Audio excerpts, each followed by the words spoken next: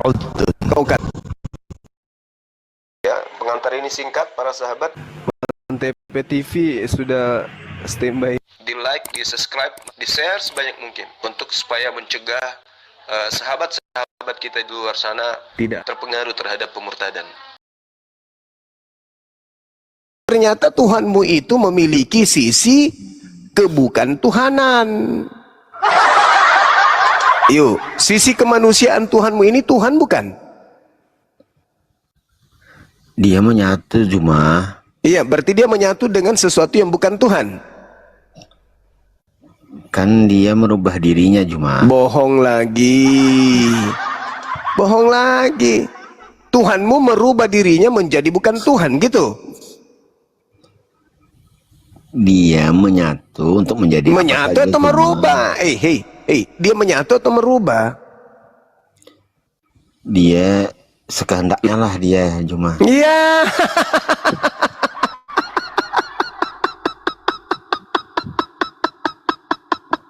Ngapa ketawa cuma? Lucu.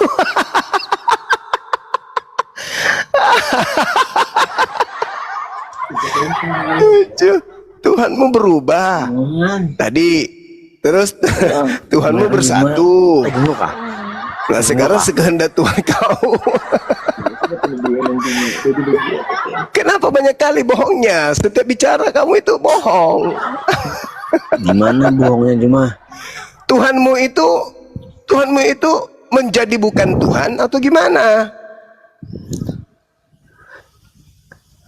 Kalau di Republik ini dia seakan-akan merakyat cuma.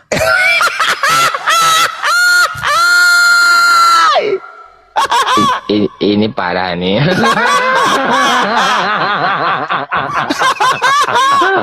Tenang. Dia untuk mengetahui bagaimana rakyatnya. Jadi dia menyamar cuma. Jadi kalau Tuhanmu mau merakyat kepada kalangan babi, Tuhanmu jadi apa? Bisa jadi babi.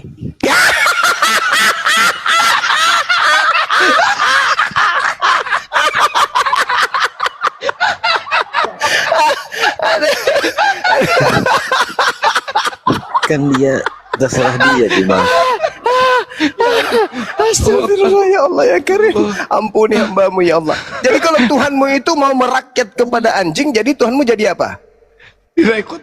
Terserah dia juga cuma. Iya. Aku nggak ikut-ikut ya. Aku nggak ikut-ikut. Ketika Tuhanmu ingin merakyat kemudian kepada kumpulan bakteri, kumpulan kuman, berarti Tuhanmu jadi bakteri. Bisa dibilang begitu. Iya. Tapi tidak mungkin. Tidak mungkin. Kenapa tidak mungkin? Kalau dia mau merakyat kepada para kuman, gimana dong? Supaya ilmuwan menemukan kemudian alat atau obat untuk menyembuhkan sebuah penyakit, maka Tuhanmu mempengaruhi bakteri, maka Tuhanmu jadi bakteri, betul? Bisa bilang begitu. Iya. Masolang generasi. Jadi kalau Tuhanmu kemudian bisa merakyat, berarti Tuhanmu juga bisa masuk dalam kalangan setan, berubah diri menjadi setan, bisa. Pokoknya bisa apa saja cuma. Termasuk jadi setan? Bisa juga, semua bisa.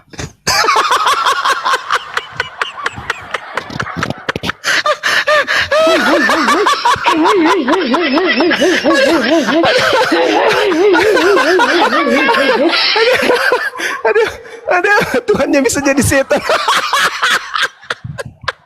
Tapi tidak mungkin kan jadi bubar Kristen, bubar perpuluhan. Astagfirullahaladzim ya Allah ya Karim. Itu ya kan Allah, cuma ya Karim. itu Ya kan Allah. cuma Ya kemampuan Allah, dia, ya bisa Karim. jadi apa saja. Ya Allah ya Yang Karim. Tapi kan dia nggak mungkin jadi yang buruk-buruk. Kok nggak mungkin? Berarti kau batasi katanya. Kenapa kau batasi Tuhanmu? Enggak, maksud saya. Lah kau batasin itu, kau batasin. Kenapa kau batasin Tuhanmu? Katanya Tuhan tidak terbatas. Begitu. Ya Allah ya Karim. Ya Allah, kenapa kau batasi Tuhan kamu? Nggak boleh. Masa kau batasi? nggak mungkin dia jadi yang nggak baik gitu. Lah, berarti terbatas dong. Nggak terbatas, tapi dia tidak mungkin menjadi yang buruk-buruk. Bisa nggak kamu mendengarkan aku? Bisa nggak? Maksudnya? Bisa nggak kau diam sebentar, saya menjelaskan tentang Tuhanku, boleh? Boleh. Oke, baik. Jadi begini, Bung. Saya kasihan kau manusia, tapi kau digiring dengan doktrin dogma yang menghinakan Tuhan. Jadi gini, terlepas Anda Kristen dan saya sebagai seorang Muslim, kita itu kudu wajib tahu kita ini tatarannya makhluk ciptaan. Sedangkan Tuhan itu adalah entitas tunggal yang absolut.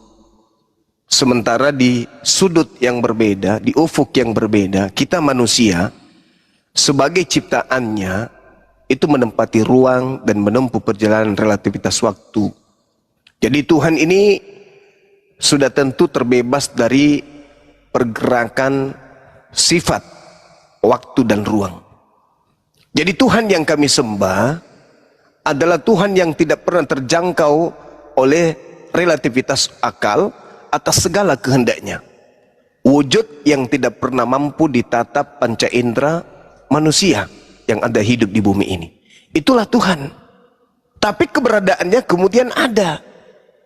Maka untuk mencapai keberadaan Tuhan, bahwa Tuhan itu ada, maka pada diri manusia terdapat unsur alam semesta. Nah, kemudian Tuhan mengadakan yang disebut akal. Akal diberikan kepada kita manusia. Apa fungsi akal itu? Sebagai makhluk materi Tuhan yang tertancap kemudian di dalam materi fisik atau dalam biologis tubuh manusia.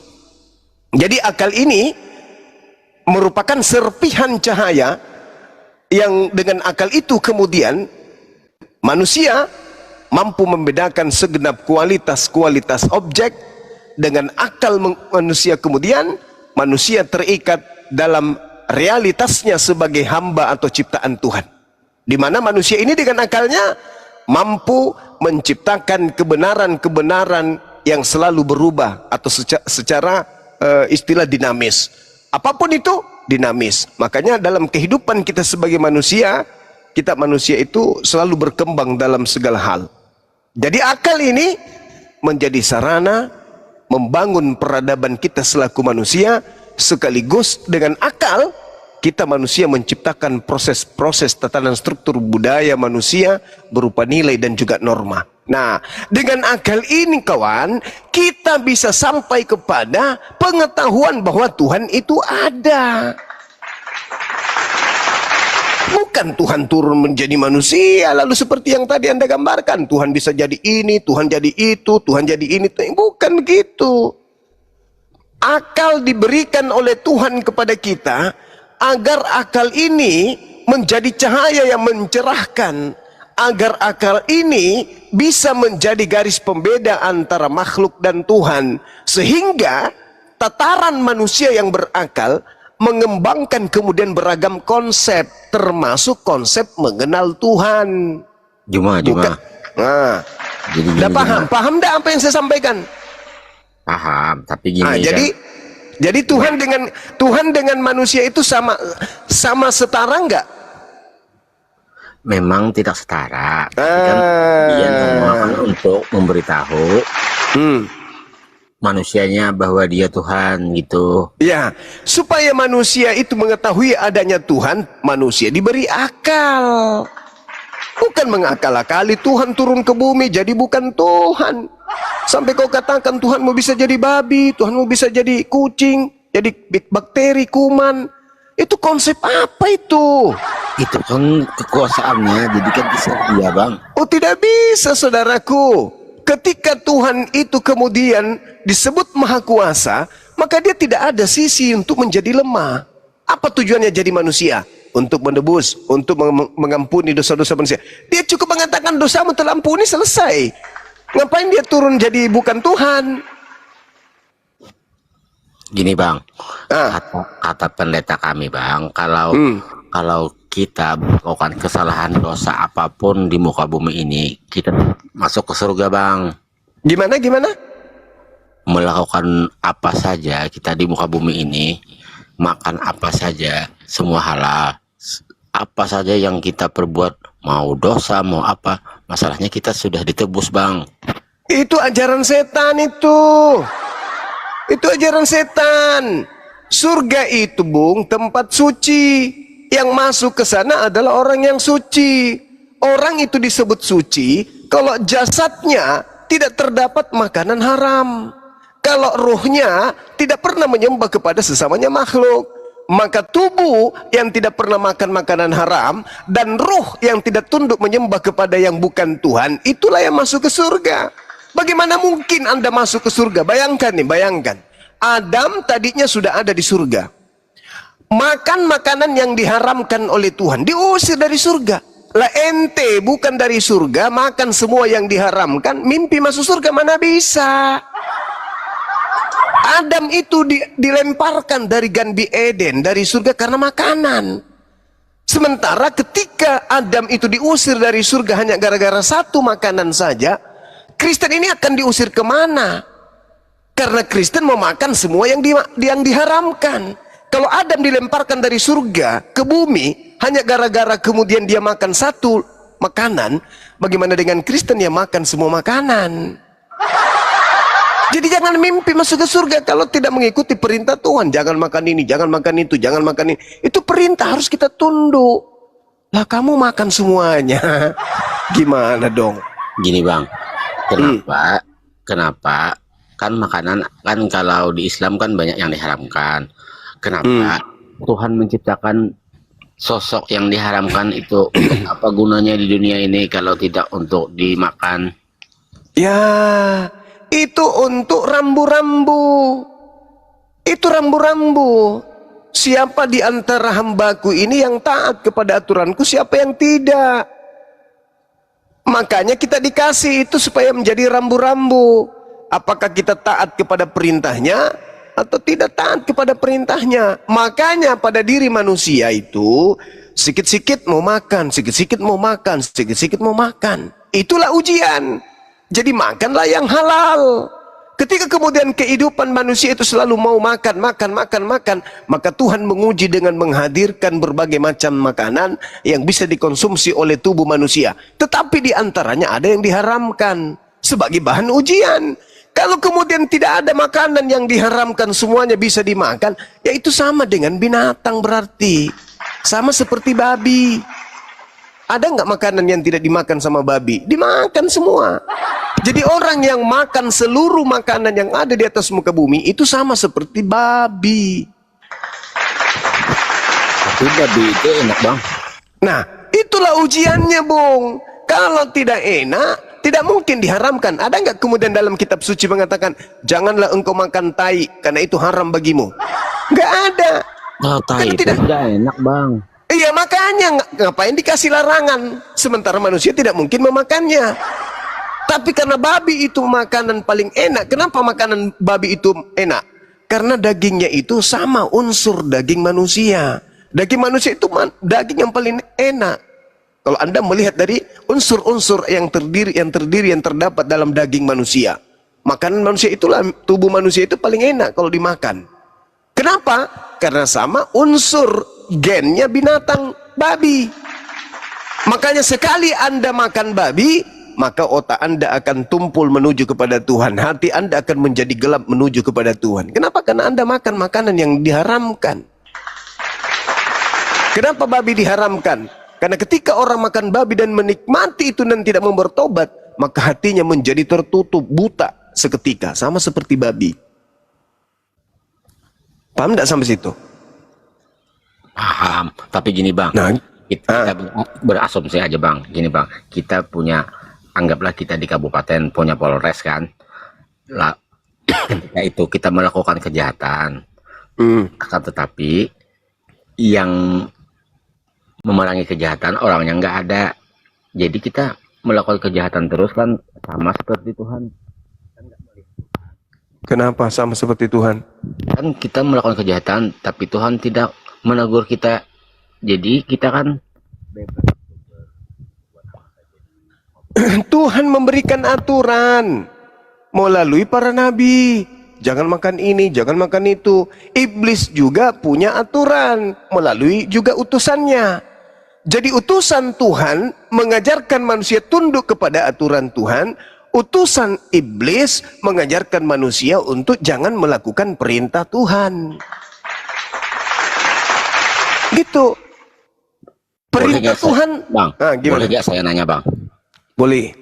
Gini Bang, kan Abang mempercayai Tuhan Abang gitu kan? Kan Ya. untuk saya percaya Tuhan saya. Jadi saya nanya ke Abang, apa yang membuat Abang percaya bahwa Tuhan Abang itu ada dan mempunyai keajaiban-keajaiban yang untuk memberikan ke umatnya Bang? Gimana itu? Iya. Jadi yang disebut Tuhan itu adalah hakikat yang berada pada posisi laisa kamitslihi syai'. Apa itu? Tidak serupa dengan makhluk. Karena makhluk itu punya kelemahan. Sedangkan Tuhan itu tidak memiliki kelemahan. Ada nggak manusia yang mampu menciptakan air? Nggak ada. Ada nggak manusia yang mampu menciptakan udara? Tidak ada. Ada nggak manusia yang mampu menciptakan tanah? Nggak ada. Tidak ada. Ada nggak yang menciptakan bumi manusia itu? Nggak ada. Menciptakan langit? Nggak ada. Nah, berarti ada yang menciptakan ini semua. Siapa yang menciptakan ini semua? Tuhan, bukan makhluk. Nah, Tuhan ini tidak bisa kita lihat. Karena sesuatu yang bisa kita lihat jatuhnya pada posisi makhluk, ciptaan. Karena Tuhan itu bukan ciptaan, maka dia tidak bisa dilihat. Karena kapan kita melihat Tuhan, berarti Tuhan serupa dengan makhluk. Karena segala sesuatu yang bisa kita lihat itu makhluk, sedangkan Tuhan bukan makhluk. Nah, apakah karena kita tidak melihatnya sampai Tuhan itu tidak ada? Tidak. Meskipun kita tidak melihat Tuhan, Tuhan itu tetap ada. Buktinya alam ini ada. Siapa yang mengadakan alam semesta ini? Ya Tuhan. Meskipun kita tidak melihatnya karena kita tidak sanggup melihat Tuhan itu. Tidak mungkin periuk mampu melihat tukang periuk. Itu nggak mungkin. Tidak mungkin lemari mampu melihat tukang lemari. Itu nggak mungkin. Maka kita yang ciptaan ini tidak mungkin mampu melihat pencipta. Nah, supaya kita bisa tahu bahwa pencipta itu ada, cukup kita melihat tanda-tanda keberadaannya di alam semesta ini. Itulah yang dikatakan kemudian di dalam kitab suci kami, bahwasanya pencipta langit dan bumi itu ada, cukup dengan kita melihat tanda-tanda yang ada di sekeliling kita. Sanurihim ayatina fil afaq wa fi anfusihim. Sekarang yang menurunkan hujan siapa? Tuhan. Nah, tuh ada Tuhan berarti. Tapi Ya, gini, tapi gini sih Bang. Kan saya nanya, setahu kamu di mana dokter yang paling hebat di muka bumi yang memastikan bahwa penyakit seseorang itu akan sembuh?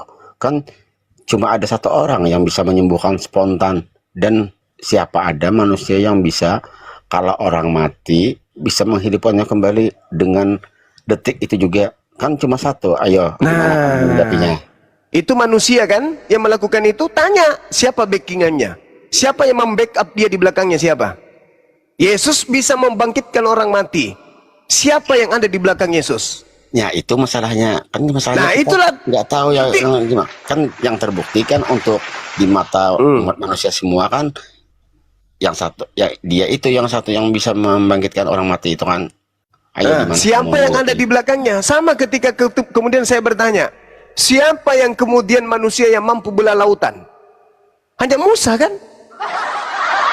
Siapa yang mampu kemudian memberikan sebuah buku, sebuah kitab suci, di mana ketetapan yang ada di dalamnya tidak pernah berubah sampai kiamat? Cuma Nabi Muhammad, bukan? Jadi seluruh nabi memiliki mukjizat yang disesuaikan dengan zaman masing-masing. Pada saat Yesus datang di tengah kaumnya Bani Israel, Yesus datang untuk meruntuhkan kesombongan orang-orang pada saat itu, di mana mereka merasa bahwa mereka paling hebat. Mereka mampu kemudian mengobati orang dengan cara-cara mereka.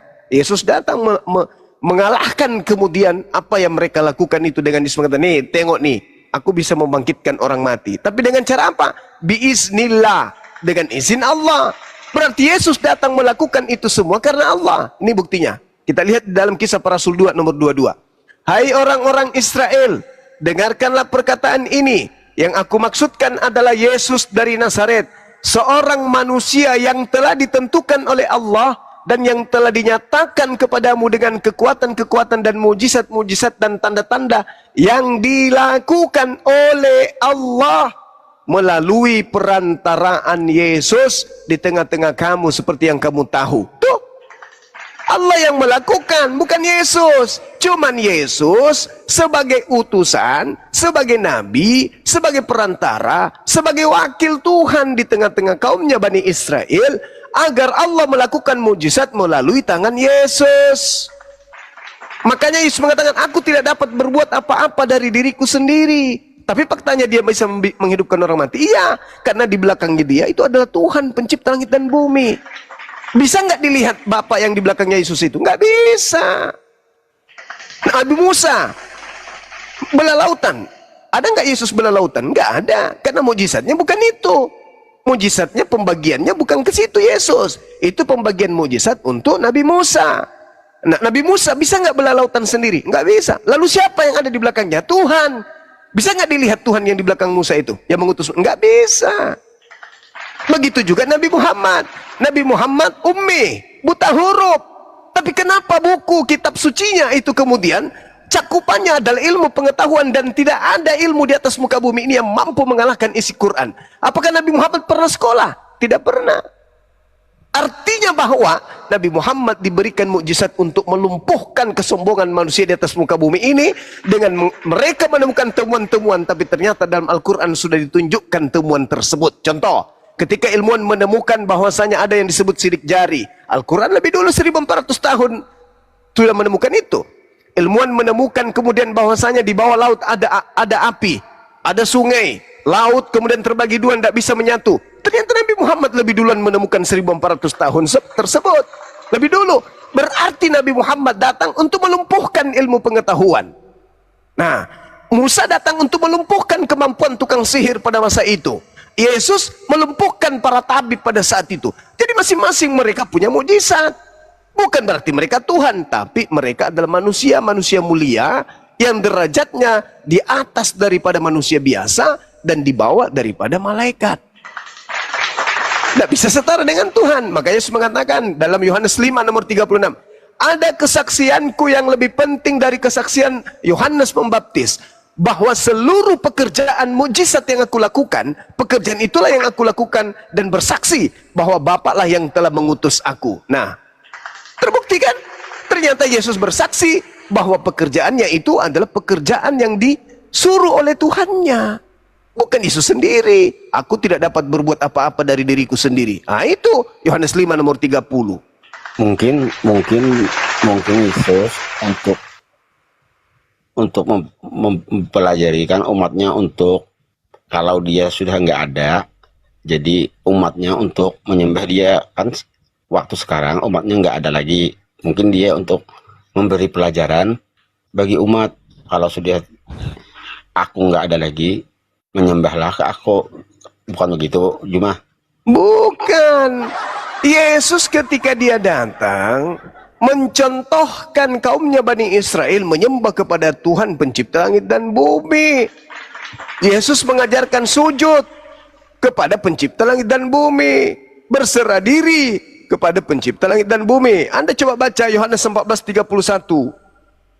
Dunia harus tahu, kata Yesus. Dunia nih yang harus tahu. Berarti termasuk kita yang ada di Indonesia ini harus tahu. Apa kata Yesus dalam Yohanes 14 nomor 31 itu? Apa kata Yesusnya? Bisa Anda baca? Saya lagi di luar, Jumah. Oke, saya bacakan sama Anda. Tetapi supaya dunia tahu bahwa aku mengasihi Tuhan dan bahwa aku melakukan segala sesuatu seperti yang diperintahkan Tuhan kepadaku. Bangunlah, marilah kita pergi dari sini. Aku melakukan segala sesuatu seperti apa yang diperintahkan oleh Tuhan kepada aku. Tuh, Jelas kan? Yesus itu melakukan segala perintah. Apa yang diperintahkan Tuhan, itu yang dilakukan. Di dalam Yohanes 4 nomor 34 juga jelas terjadi di sana pernyataan Yesus bahwasanya dia ini mengerjakan pekerjaan seperti apa yang diperintahkan oleh Tuhan kepadanya. Apa katanya? Makananku adalah melakukan kehendak Tuhan yang mengutus aku dan menyelesaikan pekerjaannya. Berarti membangkitkan orang mati itu pekerjaan Tuhannya Yesus melalui Yesus. Juma gini Ya, kamu kan sering mengatakan bahwa Yesus untuk Yahudi gitu kan? ya, ya, memang betul. Gini Hmm, saya balik nanya, hmm, sedangkan Tuhan kamu hmm, nabinya berasal dari hmm. tanah Arab, berarti itu bukan untuk Bani yang lain-lain, berarti untuk Bani Arab aja. Kata siapa? Kan itu kan memakai bahasa Arab, berarti untuk masyarakat Arab, bukan berarti Oh enggak, masyarakat yang lain. salah. Salah. Salah. Al-Quran datang diwahyukan kepada Nabi Muhammad karena dia orang Arab, bahasa sehari-harinya bahasa Arab, maka dia menerima wahyu dalam bahasa Arab untuk menyampaikan kepada seluruh umat manusia. Nah, Al-Quran datang dalam bahasa Arab, dibawa ke seluruh negara. Bahasa Arab itu harus diikut sertakan. Masing-masing negara menerjemahkan Al-Quran itu ke dalam bahasa bangsa mereka masing-masing. Ketika mereka ada keseleo di dalam terjemah, kembali kepada bahasa aslinya. Apa yang dimaksud bahasa aslinya? Kemudian dirunut kembali untuk perbaikan terjemah. Terjemahan ini harus mengikuti bahasa asli, supaya orang Indonesia tahu isi Al-Quran. Maka Al-Quran diterjemahkan ke dalam bahasa Indonesia. Supaya orang Jepang tahu isi Al-Quran, maka Al-Quran diterjemahkan ke dalam bahasa Jepang. Supaya orang Bugis tahu isi Al-Quran, maka Al-Quran diterjemahkan ke dalam bahasa Bugis. Itu buktinya bahwa Al-Quran itu seluruh manusia punya. Di dalam Al-Quran diterangkan, ya ayyuhalladzina aman, ya ayyuhan nas inni rasulullahi ilaikum jami'a. Wahai seluruh manusia, sesungguhnya aku ini adalah utusan Tuhanmu untuk kepada kalian semua. Itu. Sedangkan Yesus cuman berkata, Shema Israel, wahai Israel, Shema Israel, wahai Israel. Yesus hanya menyuruh kepada Israel. Tidak ada pernah Yesus kita temukan teriak, wahai seluruh manusia. Enggak ada. Nabi Adam, Nabi Musa juga begitu. Tidak ada Musa itu berteriak untuk Adam, untuk seluruh manusia keturunan Adam, enggak ada. Hanya Nabi Muhammad yang berteriak menyeru kepada seluruh umat manusia. Al-Quran dalam bahasa Arab diwahyukan untuk kemudian disebarkan kepada seluruh bahasa terjemahan ke dalam bahasa masing-masing. Ada dalilnya juga. Ada dalil. Dalil apa? Dalil dari umat Islam mengatakan bahwa agama Islam yang benar dan untuk semua umat. Iya jelas dong. Di mana Jelas dalilnya? dong. Al-Quranul Karim menjelaskan dalam surah Al-Furqan, Tabarakalladzi nazzala al-Furqan ala abdihi liyakuna lil alamina nasihan. Kan jelas. Maha suci Allah yang telah menurunkan Al-Quran kepada Nabi Muhammad agar Nabi memberi peringatan kepada seluruh alam semesta. Al-Quran surah Al-Qalam ayat 52. Wa ma huwa illa zikrul lil alamin. Al-Quran itu diwahyukan tak lain adalah untuk peringatan bagi seluruh alam semesta. Jelas itu dalilnya. Al-Quran surah Al-Baqarah ayat 119. Inna arsalnaka bil haq basyira wa nathira. Sungguh aku mengutus kamu dengan kebenaran sebagai pembawa kabar gembira dan peringatan. Jelas itu. Mengutus kemudian Nabi Muhammad untuk seluruh alam semesta. Nah, sedangkan Yesus, aku diutus hanya kepada domba yang sesat dari umat Israel saja. Nah, kalian bukan umat Israel.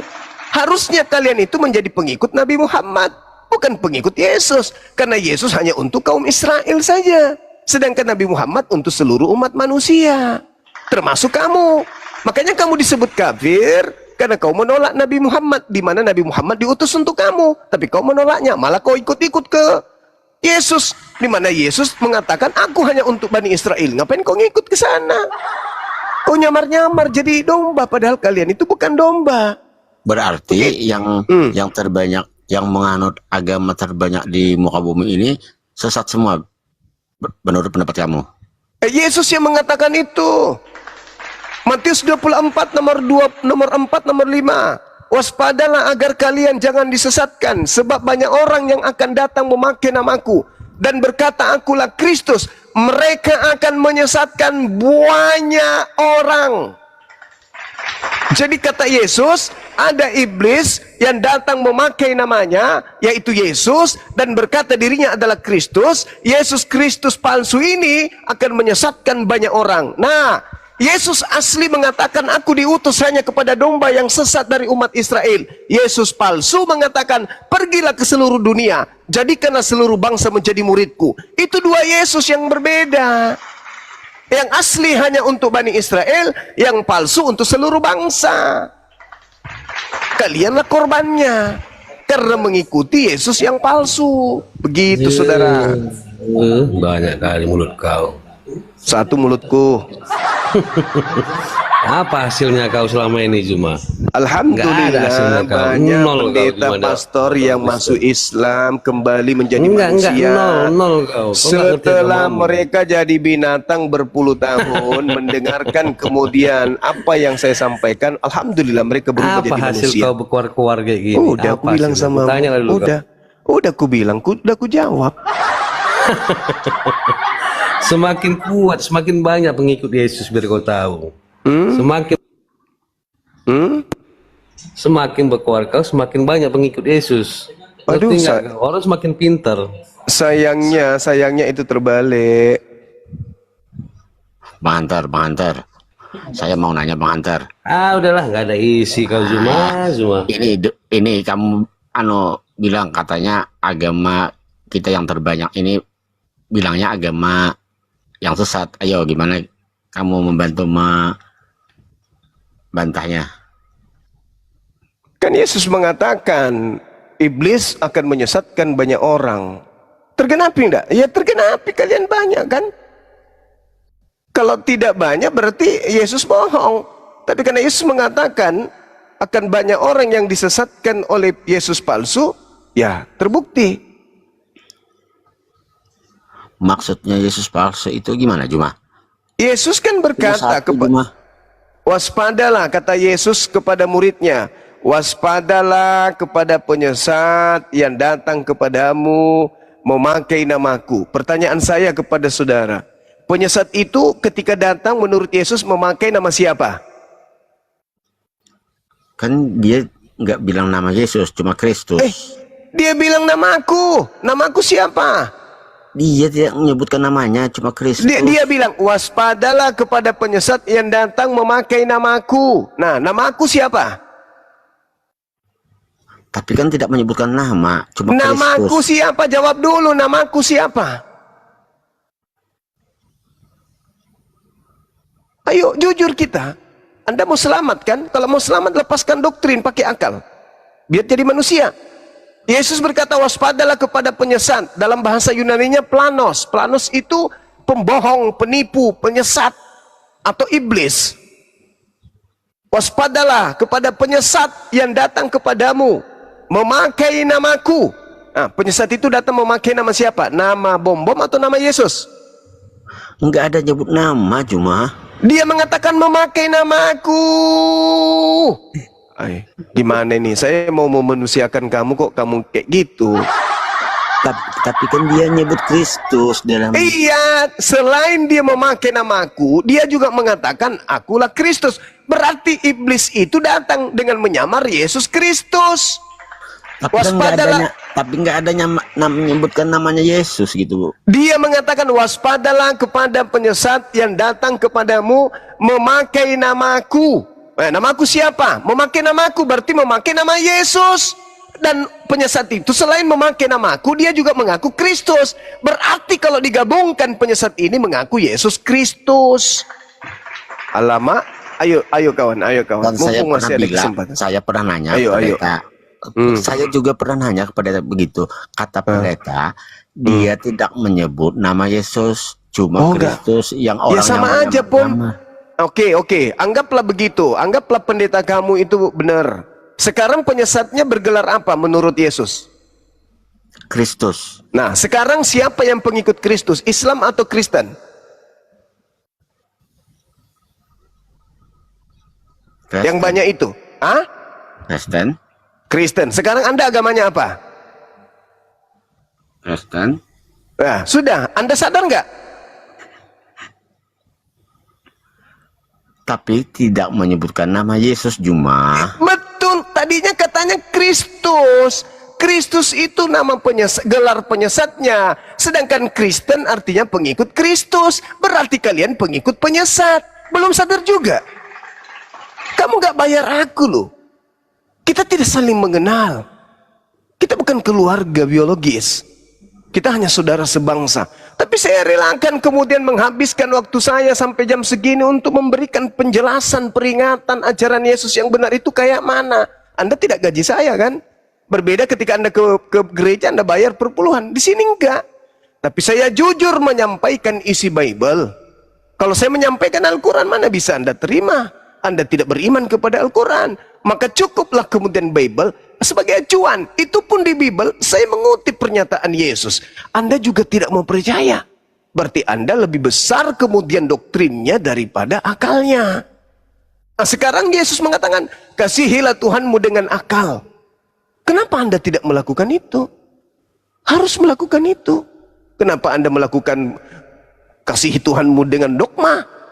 Kalau dogma itu menyesatkan itu. Kenapa dogma itu menyesatkan? Karena dogma itu ilusi. Contoh seperti yang Anda tadi, itu kan ilusi. Apakah Tuhanmu itu bisa jadi setan? Bisa, itu ilusi. Mana ada Tuhan bisa jadi setan? Mana ada Tuhan bisa jadi manusia? Kalau Tuhan jadi manusia berarti Tuhan menjadi bukan Tuhan. Karena manusia itu bukan Tuhan. Ketika Tuhanmu jadi manusia berarti Tuhanmu menjadi bukan Tuhan. Apa bisa Tuhan bisa menjadi bukan Tuhan? Kan tidak bisa. Oleh karena itu, agamamu hanya ilusi. Kalau Anda mau selamat, tinggalkan agama ilusi. Pakai akal. Waspadalah kepada penyesat yang datang kepadamu memakai namaku dan berkata, akulah Kristus.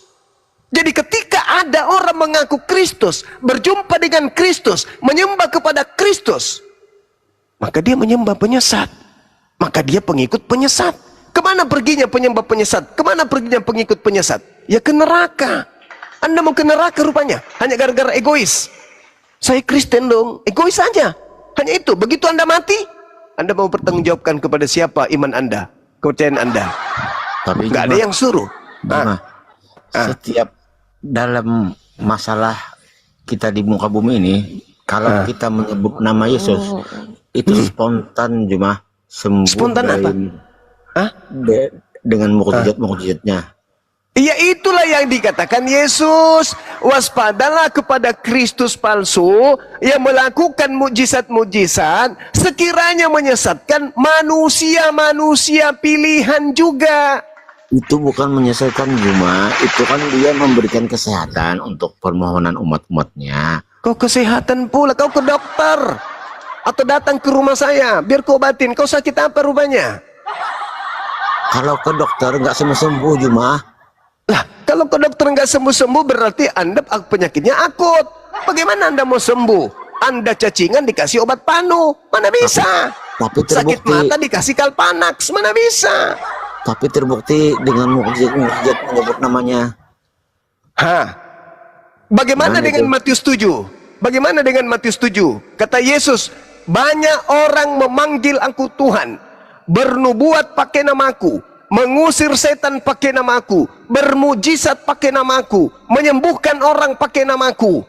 Tetapi pada saat itu aku akan berterus terang dan berkata kepada mereka, enyahlah daripadaku, kalian semua adalah pembuat kejahatan. Aku tidak mengenal kalian, kalian semua adalah pembuat kejahatan. Hayo, hayo, hayo.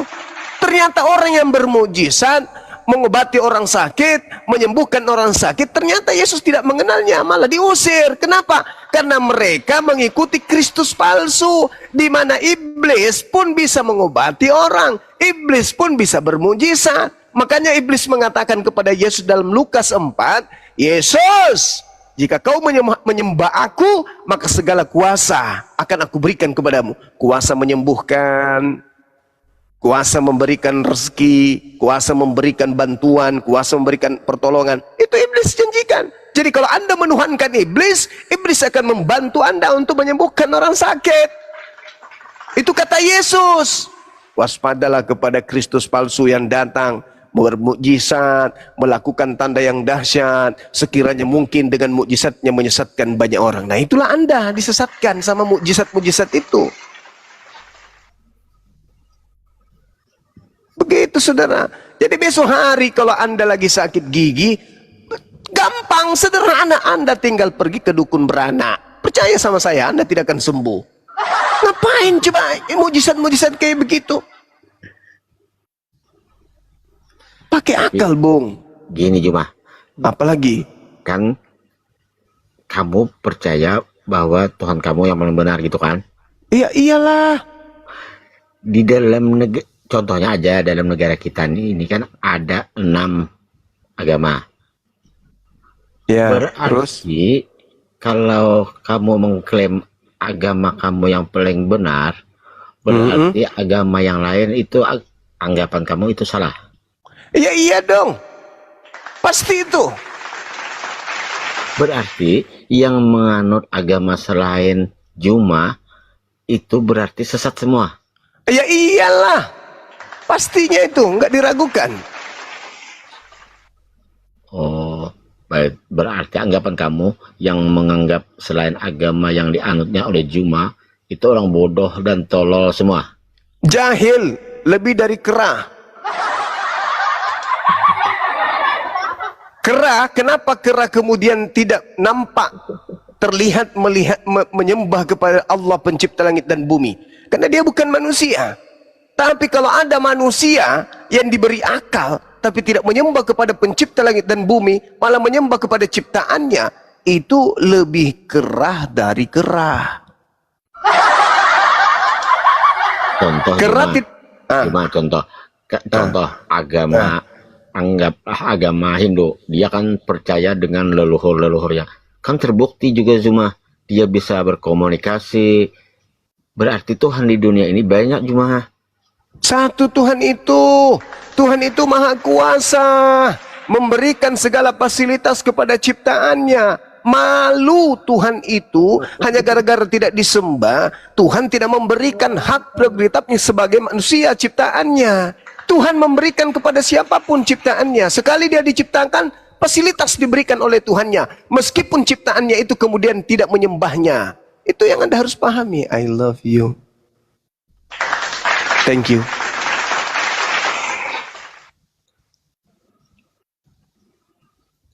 Oh, Begitu, Bung. Sekarang kalau Anda berdoa di dalam gereja. Tuhan Yesus, berikanlah kepadaku kuaci malam ini 1 kuintal. Berikanlah kepadaku seekor ayam gendut. Dikasih tuh sama Tuhan, sama Tuhan kasih. Tapi bukan Yesus yang kasih. Karena pencipta langit dan bumi melihat ini hambaku membutuhkan kuaci, kamu dikasih. Kamu pikir yang kasih itu Yesus? Bukan. Karena Tuhan itu maha mengetahui kehendak yang dibutuhkan hambanya. Makanya dalam Al-Quran itu, di kitab suci saya dikatakan, walaqad khalaqnal insan wa na'lamu ma tuwaswisu bihi nafsuh. Aku Tuhan menciptakan manusia, dan aku Tuhan mengetahui apa yang dibisikkan oleh hatinya. Nah, hatimu berbisik, Tuhan Yesus, gigiku kena bisul Tuhan. Nah, siapa yang mengetahui isi hatimu itu? Yesus? Bukan. Yang mengetahui isi hatimu itu Tuhanku, Allah Azza wa Jalla. Maka yang menyembuhkan gigimu bukan Yesus, tapi Tuhanku. Bukan berarti Tuhanku benar, Tuhanmu tidak benar, maka kau disakitkan, kau dimiskinkan. Tidak. Wah, ini Kristen tidak menyembah aku miskinkan dia deh. Ini Kristen tidak menuhankan aku buat dia melarat. Ini Kristen tidak menyembah aku, maka aku buat dia kemudian miskin. Aku buat dia sakit-sakitan. Islam karena menyembahku, maka aku buat mereka kaya raya, aku buat mereka kemudian sehat-sehat terus. Bukan begitu. Kalau kemudian kebenaran Tuhan itu dilihat dari sehatnya orang yang menyembahnya, dari kayanya orang yang menyembahnya, maka semua orang akan berpindah ke Islam. Bukan begitu polanya. Berarti manusia ini tidak diberi kehendak bebas. Al-Quran mengatakan, walaqad khalaqnal insan. Aku menciptakan manusia. Wa na'lamu, dan saya mengetahui ma tuwaswisu bihi, apa yang dibisikkan oleh nafsu hatinya, keinginannya. Jadi kau mengatakan, Tuhan Yesus, gigiku kena panu, tolong obatin. Yesus tidak mendengar. Yang mendengarkan itu Tuhan yang sesungguhnya. Yang mendengar itu, yang memenuhi hajatmu itu Tuhan yang sesungguhnya, bukan Yesus. Tapi begitu kau sembuh, kamu berterima kasih kepada siapa? Kepada Yesus. Itulah yang disebut zalim. Itu yang disebut bahlul. Bukan Yesus yang menyembuhkan panu yang ada di gigimu, bukan. Tetapi penciptamu. Itulah yang kami sebut Allah Azza wa Jalla, yang tidak serupa dengan makhluk. Sekarang begini saudaraku, ini kita logika sederhana. Ketika kamu memanggil Tuhan, wahai Tuhan yang menciptakan langit dan bumi. Pertanyaan saya, Tuhan yang menciptakan langit dan bumi itu mendengar enggak panggilanmu? Mendengar enggak? Mendengar. Mendengar. Mendengar. Ketika kau panggil Yesus, Yesus, gigiku geli, pingin tertawa. Yesus mendengar enggak? Mendengar. Nah, mendengar matamu suwe.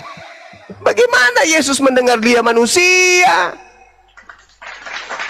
Telinganya telinga manusia. Jarak pendengarannya paling berapa meter?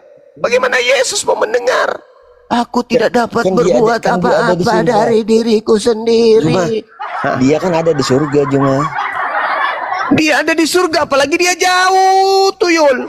Orang jaraknya Yesus 1 kilometer, kau panggil Yesus, belum tentu dia mendengar, kecuali dia pakai HP. Tek tek tek tek tek tek tek tek. Halo, ini dengan Yesus, dengan siapa di sana? Saya dengan istri Esther. Ada apa? Sus, iya paman, gigi saya kena panu. Itu kalau kau telepon baru bisa mendengar. Oh, manusia kok di surga dipanggil, mana bisa mendengar? Yang mendengarkan itu adalah Allah. Annallaha sami'un alim. Sesungguhnya Allah maha mendengar, lagi maha mengetahui. Mana dalilnya Yesus maha mendengar? Pret. Maha didengar, iya. Bapakku yang di surga, dengarkanlah doanya anakmu Yesus. Itu baru betul. Yesus pula yang kau panggil. Dia sendiri memanggil Tuhan, Bapakku yang di surga, dimuliakanlah anakmu. Kan Yesus berdoanya kayak gitu. Ya Bapa, biarkanlah cawan ini berlalu. Tapi sekiranya mungkin bukan atas kehendakku yang berlaku, tapi atas kehendakmu. Disebabkan umatku ingin membunuhku, Bapakku yang di surga, dimuliakanlah namamu. Halilintar. Kan Yesus yang berdoa kayak begitu. Nah sekarang lu berdoa kepada orang yang berdoa kepada Tuhannya. Pret. Jadi yang memenuhi hajatmu, yang memenuhi kebutuhanmu itu Tuhanku Subhanahu wa ta'ala. Hakikat yang maha suci lagi maha tinggi. Nah, itulah Tuhan yang betul. Cobalah gunakan akal. Hah? Gunakan akalmu. Boleh Menurut, ya, nanya lagi lah. menurut Yesus, Yesus, Tuhan yang mengutus dia bisa dilihat nggak menurut Yesus? Ayo. Cuma gini aja, cuma. Enggak, dengar dulu. Menurut Yesus, Tuhan yang mengutus dia bisa nggak didengar?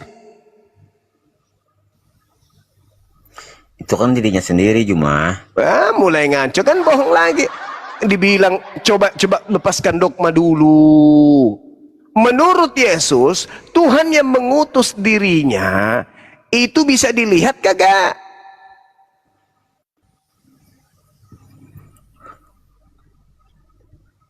Kan itu dirinya sendiri, cuma. Menurut Yesus, Tuhan yang mengutus dirinya bisa dilihat kagak? dia mencontohkan kepada umatnya yang akan datang. Oke, mulai ngaco kan? Mulai ngaco. Ini terlalu banyak makan babi begini. Yesus mengatakan dalam Yohanes 5 nomor 37, Bapa yang mengutus aku tidak bisa dilihat. Kenapa kamu nggak mau jujur? Kenapa kamu membantah ucapan Yesus? Hah? Yesus mengatakan Bapa yang mengutus aku tidak bisa kau lihat. Yesus bisa dilihat nggak? Bisa, berarti dia bukan Bapa. Yesus mengatakan suaranya pun tidak bisa kau dengarkan. Nah, itu kata Yesus. Pertanyaan saya, menurut Yesus suara Bapa bisa didengar nggak? Kan suara Bapak itu kan sama seperti Yesus. Kan mulai ngaco. Aduh, gimana ini saudaraku ini? Apa gunanya kita diskusi berkata-kata. kalau kau fungsimu tidak kau sampaikan, kau fungsikan otakmu? Sudah kayak gini aja, cuma kan kamu bilang kan Tuhanmu kan yang memberi aku segalanya gitu kan. Iya, siapa lagi? Tuhan itu serba mencukupi. Yang membolak-balikkan hati manusia itu kan siapa? Tuhanmu juga kan? Iya betul, karena Kenapa? Tuhan memberikan potensi. Ingat, Tuhan memberikan potensi kepada seluruh manusia. Bebas hatinya mau mengatakan apapun bebas. Berarti Tuhan di semesta alam ini satu kan, bilang kamu gitu kan? Iya. Berarti kenapa Tuhan kamu tidak membolak-balikan hati semua agama yang menyimpang dari agamanya? Ayo gimana? Tuhan sudah memberikan fasilitas, dikasih akal. Masa kamu dikasih boneka? Kan Kau mudah dikasih. Tuhan. Yang Mudah Tuhan membedakan, membolak-balikan dengar. hati manusia. Yang membedakan kita dengan malaikat apa? Malaikat tidak diberi kehendak bebas. Kita diberi kehendak bebas. Tuhan membebaskan. Wa qulil haqqu mir rabbikum. Segala sesuatu itu, kebenaran itu berasal dari Tuhanmu. Barang siapa yang ingin beriman, silakan beriman. Barang siapa yang mau kafir, silakan kafir. Dikasih kebebasan. Masa mau diatur-atur? Lu harus beriman kepadaku. Nggak bisa tidak, disetting. Ya berarti manusia dalam bentuk tidak sempurna dong. Sedangkan kita manusia dicipta dalam bentuk fi aksani takum, dalam bentuk sempurna. Bukti kesempurnaan manusia itu berbeda dengan makhluk lain. Makhluk lain tidak memiliki kehendak bebas. Coba lihat, pernah nggak kambing teriak, "Mbe, hari ini aku mau makan bubur Manado dong. Bosan makan rumput terus." Bisa nggak? Nggak bisa. Kenapa? Karena dia tidak memiliki kehendak bebas. Manusia bisa nggak? Hari ini makan bubur Manado, besok makan bibir Manado. Banyak dia pilih. Kenapa? Karena memiliki kehendak bebas. Karena itulah dibebaskan memilih agama. Silakan kau pilih agama yang menurutmu benar. Yang menurutmu benar. Tolak ukurnya apa kebenaran itu? Akalmu. Sekarang kau pakai akal nggak untuk menjadi Kristen? Pakai akal nggak? Enggak. Bagaimana mungkin kau menggunakan akal menyembah anak manusia? Justru karena kau mematikan akalmu, kau hanya percaya saja, kau yakini saja ajaran keturunan dari nenek moyangmu, makanya kau jadi Kristen. Tapi kalau kau menggunakan akal, tidak mungkin kau jadi Kristen, tidak mungkin. Mustahile orang berakal menyembah kepada sesamanya makhluk. Mustahile orang berakal menganggap manusia yang keluar dari kubur adalah Tuhan. Mustahile manusia yang bernonot, dipotong nonotnya, nenen sama ibunya dianggap Tuhan. Mustahile. Karena kau tidak menggunakan akal, maka kau jadi Kristen. Kalau kau menggunakan akal, yakin 1000 dan berjuta%, malam ini juga kau akan keluar dari agama yang tidak masuk akal itu. Paham sampai sini? Cuma ajaran Islam tuh ajaran yang terbaik ya Cuma. Ya iya pastilah. Tapi kenapa saya lihat di media sosial, kenapa yang orang yang tahu ajarannya kan istilahnya guru dari pondok-pondok pesantren, kenapa menggauli santri-santrinya? Itu oknum, berarti melanggar. Sedangkan dia mungkin ilmunya lebih dari manusia biasa. Pintar sekali. Pintar. Kenapa itu ajarannya sampai segitu? Tidak ada di dalam Al-Quran ajaran seperti itu. Malah dilarang. La taqrabuz zina. Jangankan melakukan pencabulan seperti yang kamu tuduhkan. Mendekatinya aja dilarang dalam Islam. Tapi iblis datang, lakukan dong, lakukan, cabuli dong. Oh, anaknya cantik loh, kapan lagi, mumpung nggak ada yang tahu, lakukan. Itu iblis. Kenapa dikatakan seperti itu adanya? Kenapa digoda sama iblis? Karena iblis ingin menjatuhkan seorang ustadz. Kalau pendeta masih bisa dijatuhkan sama iblis nggak? Enggak. Ngapain pendeta dijatuhkan lagi sama iblis? Untuk apa? Lu dalam agamamu segala sesuatu boleh. Tidak ada larangan haram di agamamu. Apa yang haram di agamamu? Enggak ada. Bahkan dikatakan di dalam Galatia 5 nomor 1. Apa yang dikatakan di sana? Kristus telah memerdekakan kita dari apa? Dari menghambakan diri, dari kuk penghambaan. Kamu bukan lagi hamba, tapi kamu adalah anak. Makanya iblis tidak bekerja lagi di agama kalian. Iblis pensiun kalau berhadapan. Iblis dipanggil nih sama temannya. Bro, sini. Ada apa, Iblis? Kita goda bapak sana tuh. Ayo, coba periksa dulu KTP-nya. Kristen, ngapain kau goda? Teman kok kau goda ada aja. Tuh, yang kau goda tuh, yang pakai surban tuh. Coba periksa agamanya. Islam, ya itu yang kau goda. Karena dia masih belum dalam kelompok kita. Tapi kalau yang itu ngapain kau godong? KTP-nya udah Kristen masih digoda, bodoh kau ah. Tapi itu kan Ustadz Juma. Sudah Ustadz aja sudah melakukan seperti itu, apalagi masyarakat biasa seperti kami ini. Ayo. Nah, dengarkan saya, Bung. Semakin tinggi ilmu seseorang, semakin tinggi iman seseorang, semakin nyata ujian iblis itu datang kepadanya. Tahu nggak Yesus itu?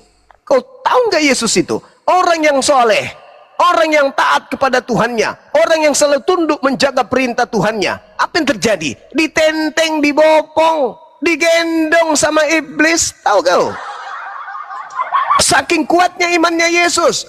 Iblis membawa Yesus ke padang gurun. Iblis membawa Yesus ke bumbungan bait suci. Iblis membawa Yesus ke gunung yang tinggi. Itu kenapa bisa seperti itu? Karena Yesus orang soleh. Nah, kalau orang pendosa ngapain digoda iblis? Nggak digoda iblis lagi. Kenapa? Karena dia lebih iblis dari iblis. Dia mengajarkan orang makan segala sesuatunya. Iblis. Dia mengajarkan menyembah kepada makhluk kuburan. Iblis.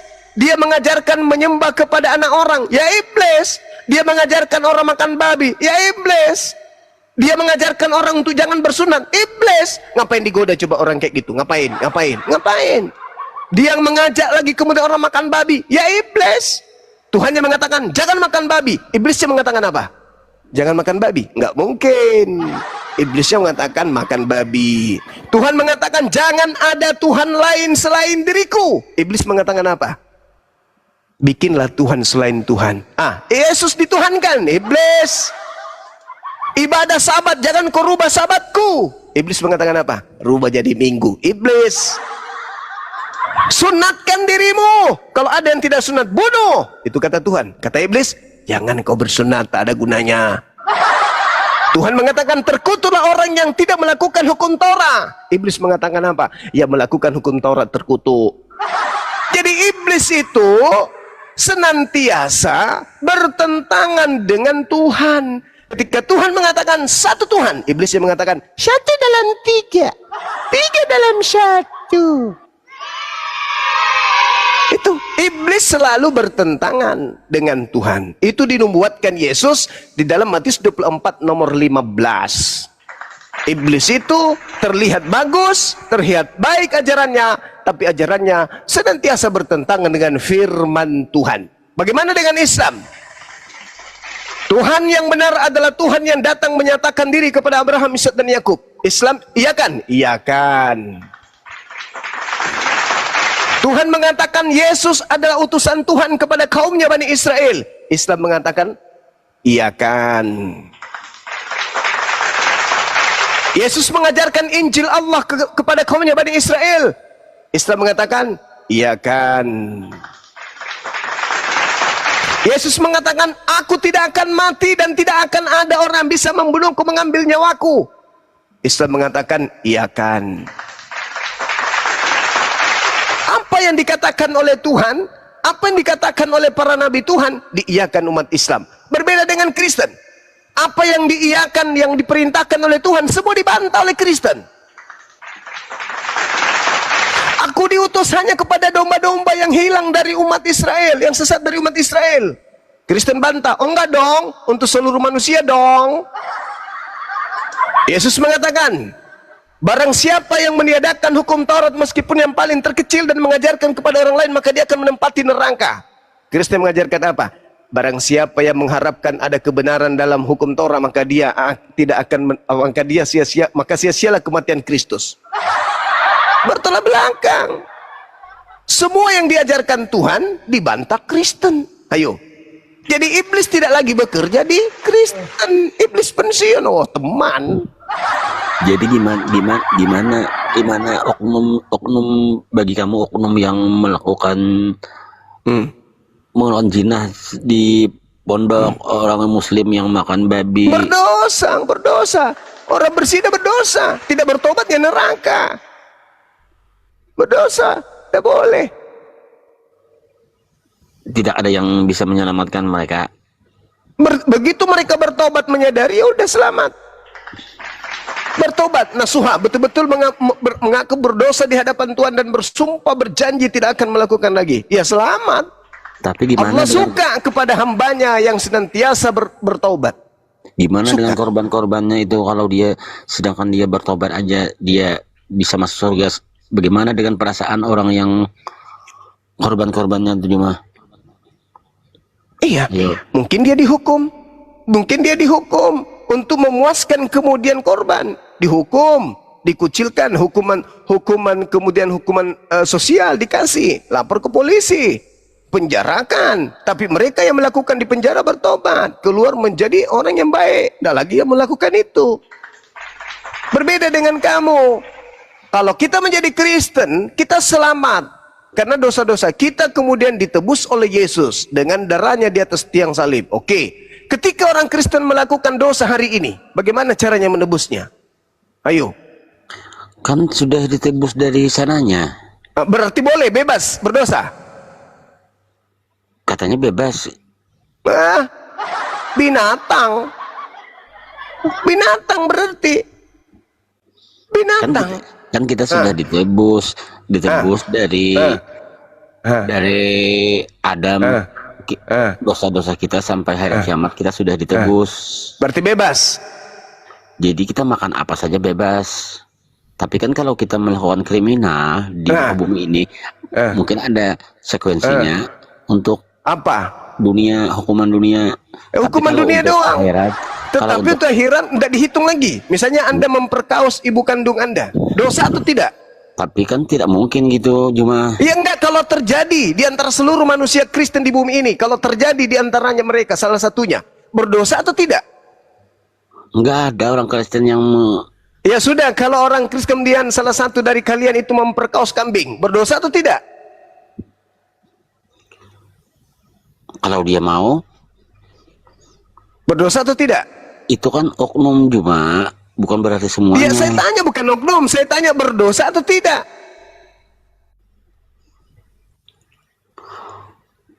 Kan itu hak dia, mau gimana kan itu urusan. Berdosa atau tidak? Yang saya tanya berdosa atau tidak? Itu dia sendiri yang nanggungnya, cuma kalau dia kena penyakit, kena apa kan. Iya berdosa atau tidak? Bukan saya tanya siapa yang nanggung, berdosa atau tidak? Mana aku tahu kalau itu dosa. Itu kan urusan dia. Jujur aja di Kristen tak ada lagi dosa, jujur. Semua sudah ditebus, bebas. Di Kristen itu bebas.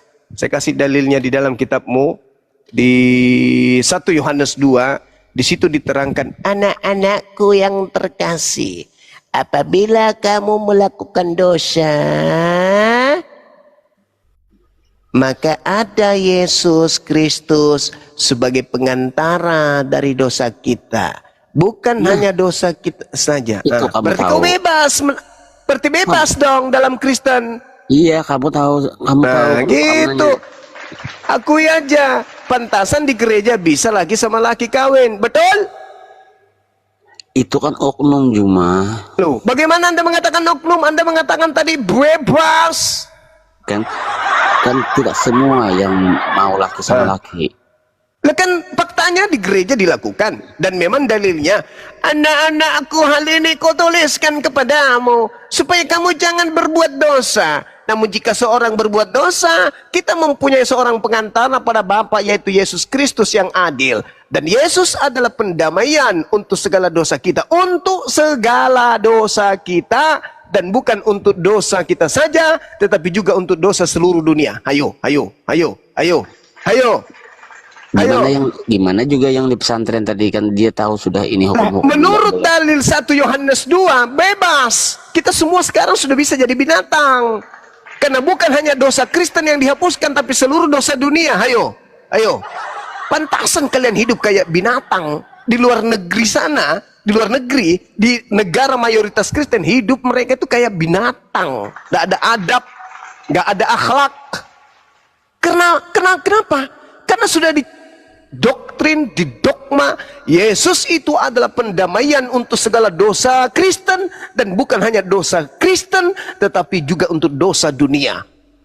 Jadi agama Anda ini ingin membinatangkan manusia, paham? Paham? Juma, itu Apa? kan ada dalilnya Juma. Ya iya, dalilnya itu untuk membidatangkan manusia. Kenapa? Karena seluruh dosa dunia dihapuskan oleh darah Yesus. Ayo. Berarti dengan matinya Yesus, iblis mau manusia hidup ala binatang. Iblis menjual Yesus di atas salib supaya anak keturunan Adam yang menjadi musuhnya hidup ala hewan, ala binatang, supaya bisa masuk neraka bersama dengan dirinya. Anak-anakku, janganlah berbuat dosa. Pret. Namun jika seorang berbuat dosa, gak apa-apa loh. Karena kita mempunyai seorang pengantara pada Tuhan, yaitu Yesus Kristus yang adil. Dan Yesus adalah pendamaian untuk segala dosa kita. Dan bukan untuk dosa kita saja, tetapi juga untuk seluruh dosa dunia. Apa itu maksudnya? Berarti seluruh dosa dunia sudah dihapuskan dengan darah Yesus kan? Iya. Berarti manusia Kristen bebas kan? Mau ngapain aja? Bebas. Enak kan? Enak. Sama nggak dengan binatang? Itu lain lagi Juma. Ya kok lain lagi? Binatang malah lebih tidak bebas. Binatang tidak bisa bobol mesin ATM. Binatang tidak bisa korupsi koruptor. Binatang tidak bisa menjajah. Ternyata kalian bisa. Berarti kalian lebih binatang dari binatang. Itulah yang diterangkan kitab suciku. Ulaika hum syarrul bariyah. Orang-orang kafir itu lebih buruk daripada binatang. Anda dengan jujur mengakui, bebas bang, semua enak kan? Kau bangga hidup lebih hina dari binatang. Kau bangga bebas lebih bebas dari binatang. Kau bangga kemudian hidup lebih binatang daripada binatang. Alhamdulillah, untung kami Islam, untung kami lahir dalam keadaan Islam dan tidak lahir dalam keadaan Kristen. Paham sampai sini? Tapi orang Islam juga banyak yang Tapi orang Islam banyak juga seperti kami yang berarti mereka terjerumus ke dalam godaan binatang. Makanya di Islam itu harus membentengi akidah anak-anaknya supaya tidak jadi Kristen. Karena kapan jadi Kristen? Sesuai dengan pengakuan Anda, maka dia akan menjadi lebih binatang dari binatang. Kambing, monyet tidak bebas korupsi. Kalian ternyata bebas berdasarkan pengakuan saudara. Kera monyet tidak bebas memperkaos. Ternyata kalian bebas sesuai pengakuan saudara. Sampai Anda percaya diri, enak kan? Ya enak dong bagi binatang. Tapi bagi manusia, itu masih ada rambu-rambu yang harus terjaga dengan indah, karena kami adalah manusia terpimpin dengan apa? Hablum minallah wa hablum minan nas. Hubungan baik kami dengan Tuhan kami dan hubungan baik kami kepada manusia. Itu kami harus jaga. Makanya kami takut. Karena kami harus takut kepada Tuhan kami. Yesus juga berpesan kepada orang Yahudi, takutlah kalian kepada Tuhan yang mampu membunuh manusia dan mampu melemparkan manusia ke dalam api neraka jahanam. Itu kata Yesus. Tapi ternyata kalian, apa yang kalian mau takutkan sekarang? Ayo, apa kalian takut berdosa? Tidak ada lagi. Apa yang kalian takutkan? Tidak ada. Tidak ada yang kalian takutkan. Takut sama Tuhan, pret. Jangankan kemudian manusia, Tuhan aja kalian tepuk tangan atas kematiannya dibunuh tentara Romawi. Ayo. Ayo. Tapi kan dia hidup lagi Juma. Derita lo. Kau bunuh orang, habis itu hidup lalu kau tuhankan. Syarat menjadi Tuhan bagi Kristen dibunuh dulu baru mati, baru hidup. Roma 14 nomor 9. Untuk itulah Yesus mati, supaya dia dibangkitkan oleh Bapa untuk menjadi Tuhan bagi Kristen longor. Kalau manusia, siapa ada yang bisa bangkit lagi Juma? Lah, banyak hantu popo pada leperakang mati bangkit lagi. Setan itu bangkit dari kubur, bukan Tuhan. Tapi tidak nampak Juma. Tidak nampak. Yesus sekarang nampak enggak? Kan dia sudah ke surga. Iya, enggak nampak, berarti setan. Samanya itu. Lama. Ayo. Masih mau hidup ala binatang? Masih? Maksud saya gini Juma. Berarti orang-orang Islam yang bebas berdosa. Kalau dia tidak bertobat neraka, udah. Kalau di kamu enggak. Kamu melakukan dosa maksiat, tidak ada dosa. Kalian adalah orang-orang yang sudah ditebus. Berarti untung di kami ya. Untung di kamu, karena kamu bebas hidup melebihi binatang, bahkan melebihi setan. Betul? Enggak gitu Juma. Lah. Mau nipu lagi dia ini, mau nipu lagi. Tadi udah jujur, sekarang mau nipu lagi dia. Kamu itu bebas, kamu itu bebas. Seperti bebasnya binatang dan iblis. Bebas kalian itu. Iblis disunat atau tidak? Iblis nggak kelihatan Juma. Saya ulang, iblis disunat atau tidak? Saya nggak pernah melihat iblis Juma. Iblis disunat atau tidak?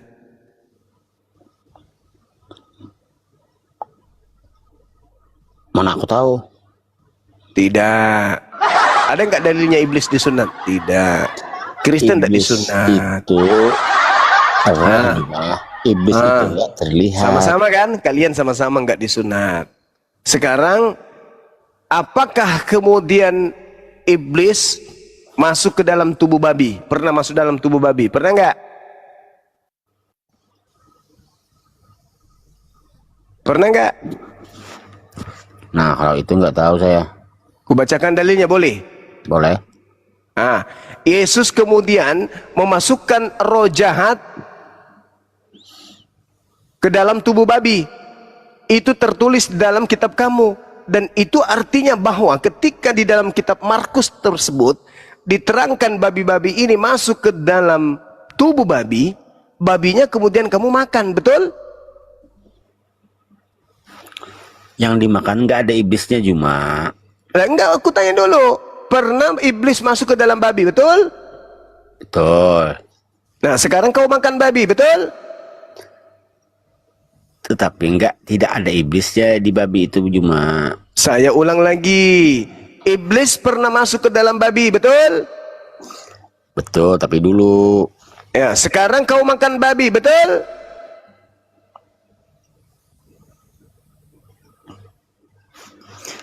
Tapi yang sehat kok ada tapinya, nggak ada urus. Yang jelas kau makan babi, berarti kamu makan makanan yang dalam tubuhnya ada setan. Paulus juga mengaku itu. 2 Korintus 12 nomor 7. supaya jangan aku membesarkan diriku, maka aku telah diberi satu duri yang menikam dalam tubuhku, yaitu iblis. Dalam tubuhku ada iblis, kata Paulus, 2 Korintus 12:7. Kamu makan babi, berarti dalam tubuhmu ada iblis. Kau baca Yesaya 66 nomor 17-18, Tuhan akan datang membakar habis semua pemakan babi. Ayo, kamu pemakan babi enggak? Kamu makan babi enggak? Hah? Kamu makan babi enggak? Hei. Ya, Kamu makan babi? makan. Dalilnya samamu ya.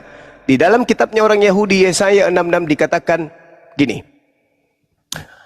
Mereka yang menguduskan dan mentahirkan dirinya untuk taman-taman teos dengan mengikuti seseorang yang ada di tengah-tengahnya, yang memakan daging babi dan binatang-binatang menjijikkan serta tikus, mereka semuanya akan lenyap sekaligus. Demikianlah firman Tuhan. Pertanyaan saya, ketika dikatakan sebab Tuhan akan menghukum segala yang hidup dengan api dan dengan pedangnya, dan orang-orang yang mati terbunuh oleh Tuhan akan banyak jumlahnya, mereka yang mengkuduskan mentahirkan taman-taman teos dengan mengikuti seseorang yang ada di tengah-tengahnya dan memakan daging babi dan binatang menjijikkan serta tikus, semuanya mereka akan dilenyapkan sekaligus. Pertanyaan saya, apakah Anda termasuk di situ sebagai pemakan babi atau tidak? Kalau itu bermanfaat, semua pemakan babi akan dibakar api oleh Tuhan. Apakah Anda termasuk pemakan babi? cuma kamu bilang babi itu haram, dari segala semuanya haram kan? Kutanya dulu, apakah Anda pemakan babi? Makan. Apakah termasuk Anda yang akan dibakar oleh Tuhan?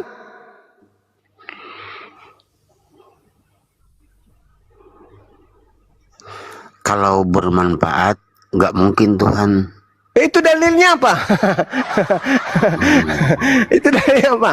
Itu dalilnya apa? Sesungguhnya Tuhan akan datang dengan api dan kereta-keretanya seperti puting beliung untuk melampiaskan amarahnya dengan kepanasan dan hardiknya dengan nyala api. Sebab Tuhan akan menghukum segala yang hidup dengan api, mereka yang makan babi dan makan tikus. Termasuk Anda kah pemakan babi? Cuma gini, cuma Jawab dulu dong. Apakah Anda pemakan babi? iya makan. Apakah Tuhan akan datang membakar dan menghabiskan Anda yang memakan babi? Kalau menghabiskan pemakan babi, mungkin semua manusia ada memakan babi, cuma Termasuk Anda? contoh gini, cuma iya, contoh gini, cuma Nah, gitu udah selesai. Berarti percuma Anda beragama Kristen, mengaku mengabdi kepada Tuhan, rajin kemudian sembahyang menyembah kepada anak orang, perpuluhan setiap bulan, mengaku ajaran kasih, bla bla bla bla bla bla, dan menjelek-jelekkan Nabi Muhammad, menjelek-jelekkan kemudian Allah Subhanahu wa taala, menjelek-jelekkan kemudian umat Islam, tapi pada endingnya kalian habis dibakar sama Tuhan dengan api. cuma kita ambil contoh kecil aja. Contoh kamu makan babi dibakar api. Waktu zaman COVID-19 banyak obat yang menggunakan organ-organ dari babi. Ayo, gimana kamu menanggapinya? Itu obat. Itu obat. Kata kamu dari segala macam babi semuanya. Oh, lain itu kalau obat beda. Ini dimakan untuk melampiaskan nafsu. Mereka yang mentahirkan. Obat juga cuma obat lapar. Obat lapar. Dasar rakus, dasar binatang lo. Obat lapar pula kau bilang. Rakus sekali kau. Yang pastinya kamu sudah akui kan bahwa kau pemakan babi, betul? Ya. Dan kamu akui bahwa Tuhan akan datang membakarmu? Enggak. Berarti kamu mengingkari isi kitab yang kamu gunakan sendiri.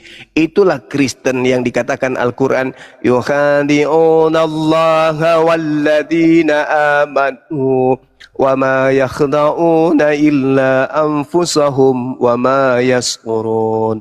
Orang Kristen itu ingin menipu Allah dan ingin menipu orang-orang beriman, tapi sesungguhnya orang Kristen itu nyata hanya menipu diri mereka sendiri. Itu. Anda baca dalil, Anda sadari diri, makan babi. Dalilnya Tuhan akan datang dengan amarahnya yang menyala-nyala dengan membakar semua orang yang makan babi. Semua orang yang makan babi akan dibakar. Apakah Yesus makan babi? Tidak. Apakah Nabi Musa makan babi? Tidak. Apakah Daud makan babi? Tidak. Salomo makan babi? Tidak. Abraham makan babi? Tidak. 12 murid Yesus makan babi? Tidak. Maria ibunya Yesus makan babi? Tidak. Elizabeth tantenya makan babi? Tidak. Zakaria pamannya? Tidak. Yohanes sepupunya? Tidak. Yusuf ayah tirinya? Tidak. Orang-orang ini tidak dibakar api. Nabi Muhammad? Tidak. Kedua orang tuanya? Tidak. Umatnya? Tidak. Bagaimana dengan Kristen? Makan babi, dibakar. Lalu buat apa kalian menghina Islam? Buat apa kalian menghujat Nabi Muhammad? Buat apa kalian menghujat Allah? Buat apa kalian membenci kami umat Islam? Buat apa kalian pamer-pamer kami anak Tuhan loh? Kami penganut kasih loh. Kalau ujung-ujungnya kalian kemudian dibakar oleh Tuhan. Pret. Itulah orang bodoh, orang bahlul, orang zalim. Udah tahu hancur, tetap aja bertahan di agamanya. Kucuk, tukiman, tukang kibulin manusia. Itulah kalian. Cepat! Masih ada kalimat yang ingin terlontar dari mulutmu?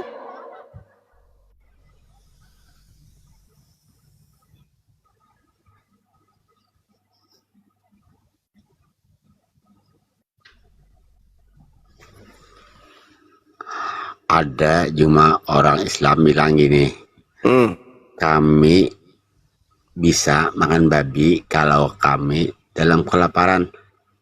Kenapa harus? Nggak ada lagi orang kelaparan, makanan di mana-mana. Tapi ada yang bilang begitu juga. Itu orang bohong. Di mana lagi di sudut kota ini kita bisa kelaparan? Katanya diperbolehkan. Nggak ada itu di kota ini orang kelaparan. Kecuali terjadi perang dahsyat, terjadi huru-hara dahsyat, terjadi bencana dahsyat, terjadi kemudian hal yang mencekam, bencana alam besar, tidak ada makanan sedikit pun. Kalau tidak makan babi maka mati. Nah, masalahnya sekarang adalah ketika makanan yang lain tidak ada, sudah pasti babi juga nggak ada. Berarti babi itu menolong. Menolong dari orang yang kelaparan. Silakan kamu minta tolong sama babimu, yang pasti kamu akan dibakar habis oleh Tuhan. Sebab sesungguhnya Tuhan akan datang dengan api, dan kereta-keretanya akan seperti puting beliung, untuk melampiaskan murkanya dengan kepanasan dan hardiknya dengan nyala api. Sebab Tuhan akan menghukum segala yang hidup dengan api dan dengan pedangnya, dan orang-orang yang mati terbunuh oleh Tuhan akan banyak jumlahnya. Mereka yang menguduskan dan mentahirkan diri mereka dengan taman-taman teos, dengan mengikuti seseorang yang ada di tengah-tengah mereka, yang makan buah-buah api, yang makan binatang-binatang yang menjijikkan, serta balau tikus. Mereka semuanya akan lenyap sekaligus. Demikianlah firman Tuhan. Cahayu. Nah, masih mau kau datang besok? Makan babi akan dibakar habis sama Tuhan. Ayo, mau meninggalkan makan babi atau mau dibakar api oleh Tuhan? Pilih mana? Pilih mana? Pilih mana?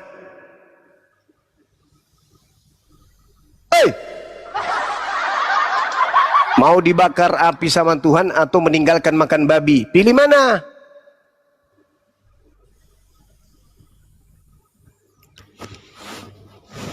Tapi itu sudah dihalalkan Juma.